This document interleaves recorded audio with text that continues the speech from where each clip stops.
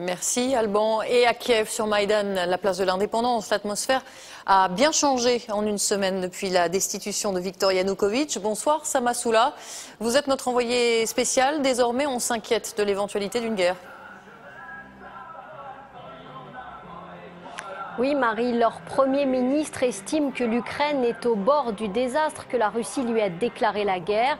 Une mobilisation générale des réservistes a été décrétée.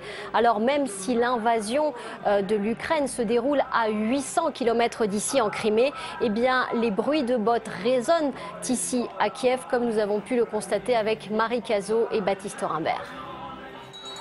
Sur Maïdan, la place de l'Indépendance, les photos de Vladimir Poutine grimées ont chassé celles du président Yanukovych. Son armée menace l'Ukraine et la peur est ici réelle.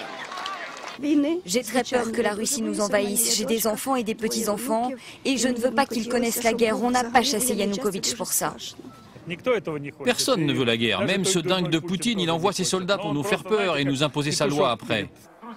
Des milliers de personnes ont rejoint Maïdan.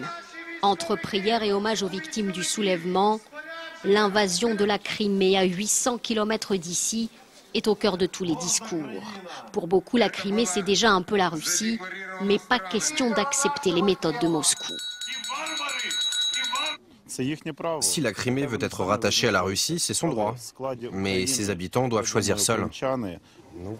Je suis plus inquiet pour Kiev que pour la Crimée, car la Crimée c'est loin. On la voit juste à la télé, mais on ne veut quand même pas la laisser tomber.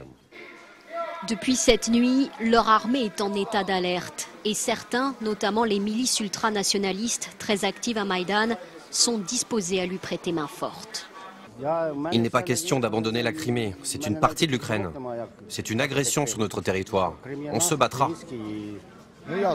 Je me suis battu ici sur les barricades pour l'Ukraine.